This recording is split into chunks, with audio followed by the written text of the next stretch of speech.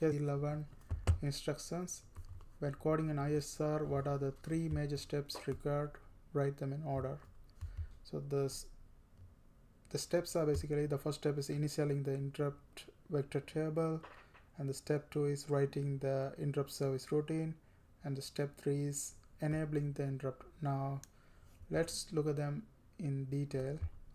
So first one, the step 1,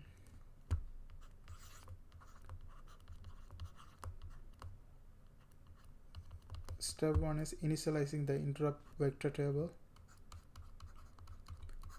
Initializing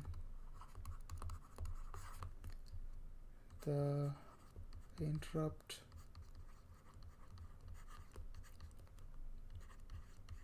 vector table. So here what happens is load the interrupt vector address,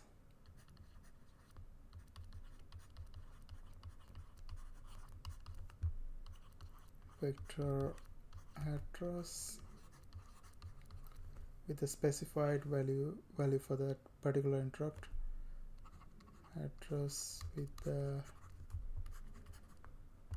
specified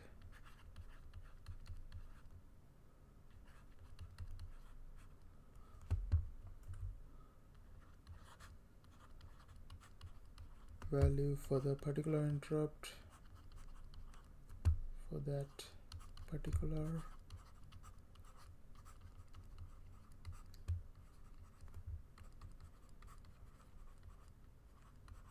interrupt.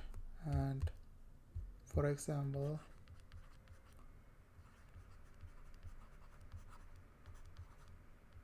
for timer overflow interrupt,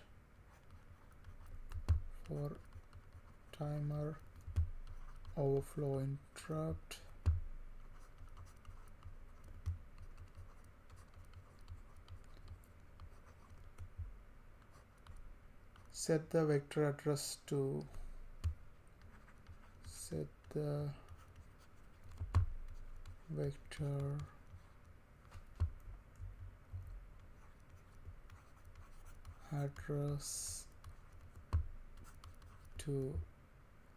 FFD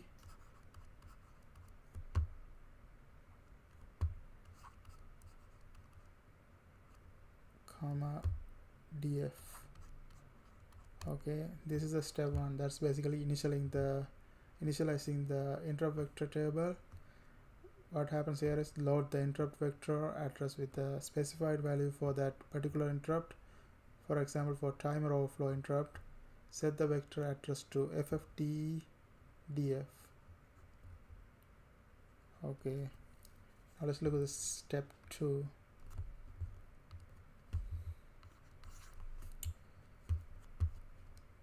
Step 2 is writing the interrupt service routine.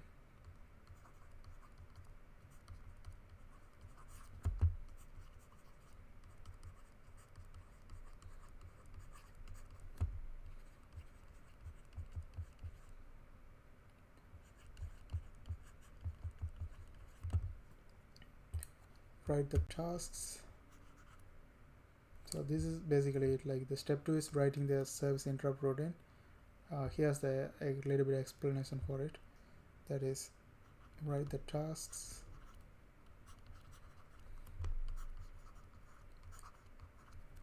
to be done after the occurrence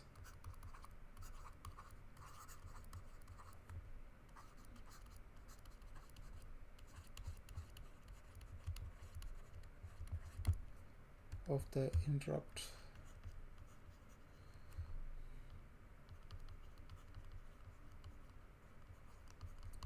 After describing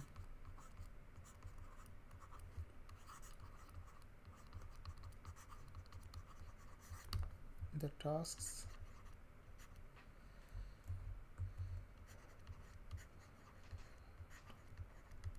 clear the interrupt flags and registers. Clear the interrupt flag and registers.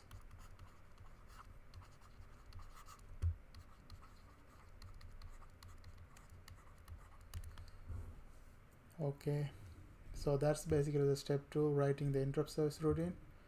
That is basically write the task to be done after occurrence of the interrupt. After describing the task, clear the interrupt flag and registers. Now let's look at the step 3. I take a new page for it.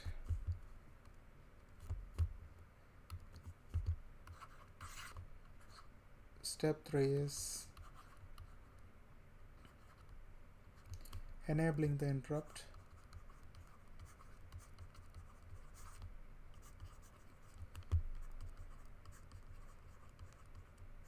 Okay, this is basically it. Now let's look at some detailed view of what is this.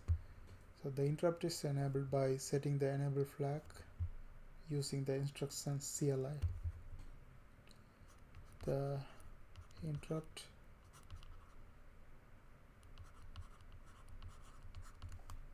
is enabled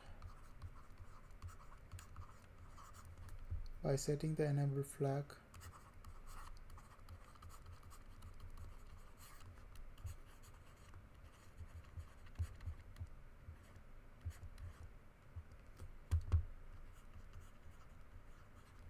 using the instruction CLI.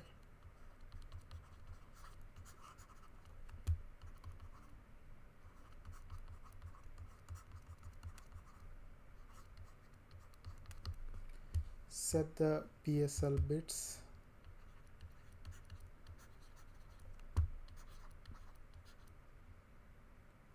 Okay, PSL bits.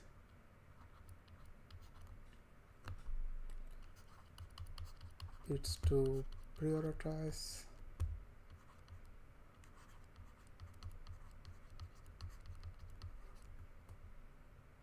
that particular interrupt.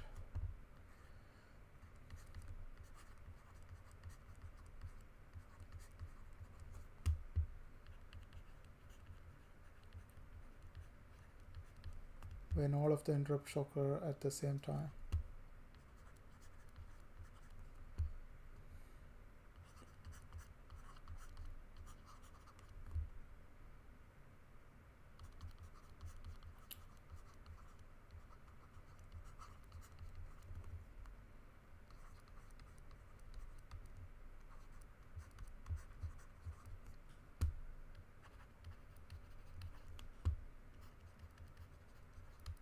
For example,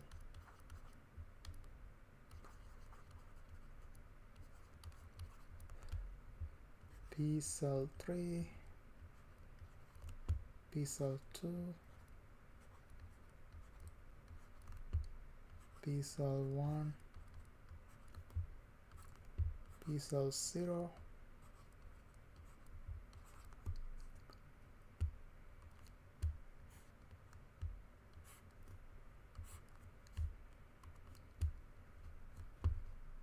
zero, 0, 0, 0. So here 0, 0, 0, 0 to prioritize timer overflow interrupt.